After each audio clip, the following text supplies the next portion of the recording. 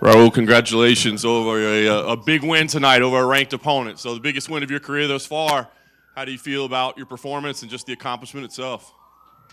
Man, I feel good because I've been working so hard for this moment, and I wish I could have got the finish, but either way, I feel like the performance was good, and I passed this test with flying colors. Absolutely. And you got the crowd chanting "Chi Wee Wee" throughout the night. I know you're in the middle of a fist fight, but were you able to soak that in? And what does it mean that the audience is relating to you so much that they're supporting you in that way? It means a lot, like being able to connect with the fans, and they're always showing love, So I appreciate everybody supporting me along the way, and I'm grateful to be able to go out there and put on a show for them. I know you wanted to finish. Were you surprised at just how good Rob was on the ground and able to defend?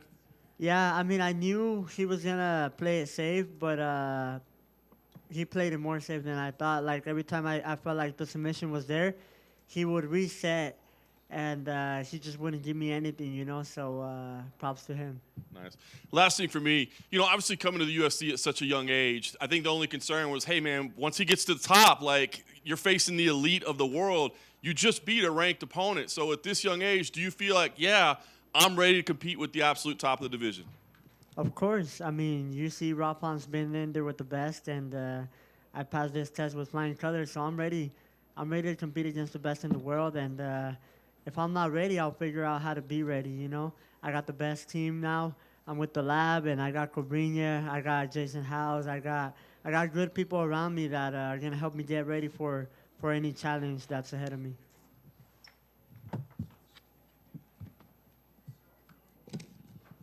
Well, I guess when do you want to fight again? Because it doesn't seem like you took that much damage in this fight, and now, especially when fighters get into the rankings, they can't be as active as they want because they want to be matched up with ranked fighters again. So I guess when would you like to return? Yeah, I'm gonna talk to my team, and God willing, I'm able to return ASAP this summer. Hopefully, I want to stay active. I got 2 years to break John Jones's record, and I feel like I'm in a good path.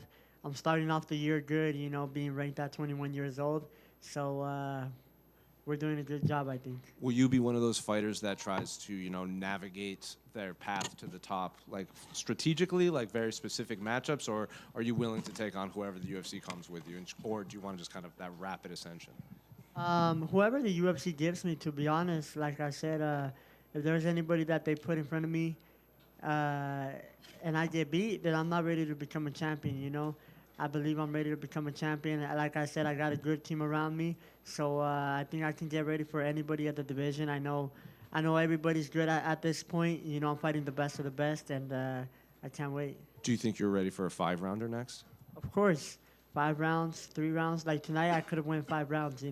I felt pretty good, man. In the gym, I get pushed a lot.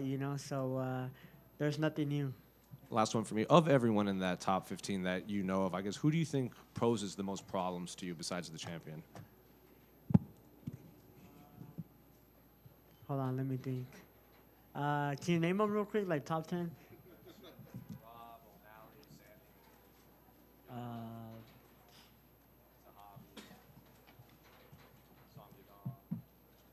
I don't know, to be honest. But I think,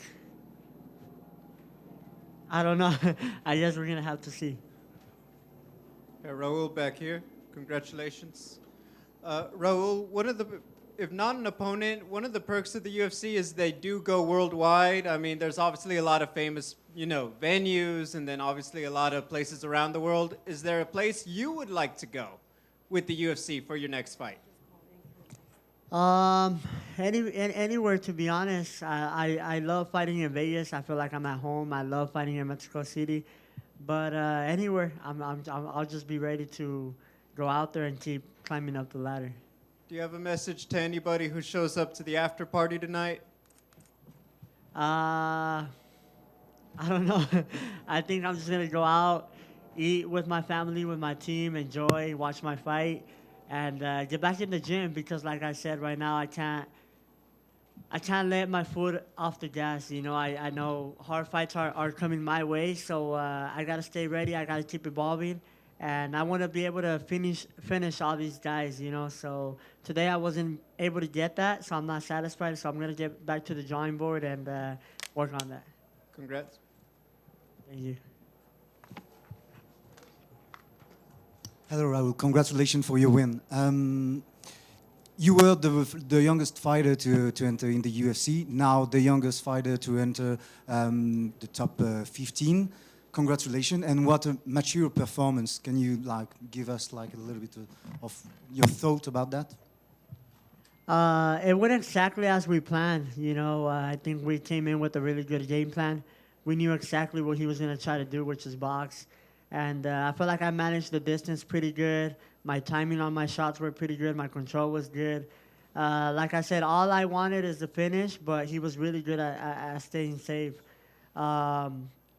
I thought he was going to throw more, but, you know, he was waiting too much for the takedown, but it just played right into our game plan. And what about the rubber guard he used? Were you surprised about that? Yeah, I was surprised, but like I said, nothing new I've never seen, so I adjusted pretty quick, and that made me go right into half guard, you know? Perfect, thanks. Hi, Elaine here. I just heard you say that you knew that he was going to come in and box, and I currently seen you at Capetillo's gym and also doing a few sparring sessions with the Vargases. Can you tell me a little bit more about your camp and how boxing technique went with that team? I box a lot in El Paso, Texas. Samir, he has two up-and-comers, twins, Andre and Ari Bonilla.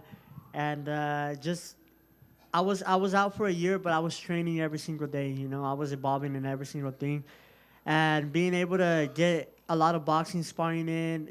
I try to get good boxing work, good grappling work, wrestling work, and during that season, I was able to spar Emiliano Vargas, Amado Vargas, and I feel comfortable in the boxing department, and that was Plan B. You know, Plan B was to box with Raul Font.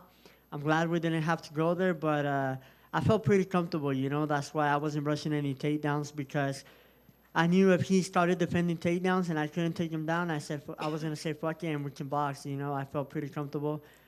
I've done so many hard rounds with so many good pro boxers, and I feel like that makes me feel so calm on these moments. Raúl, aquí, a tu derecha. ¿Puedes en español? ¿Está bien? Sí, está bien.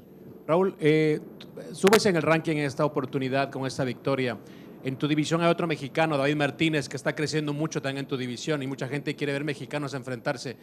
¿Te gustaría enfrentar a David Martínez o prefieres evitarlo e ir por otro rival?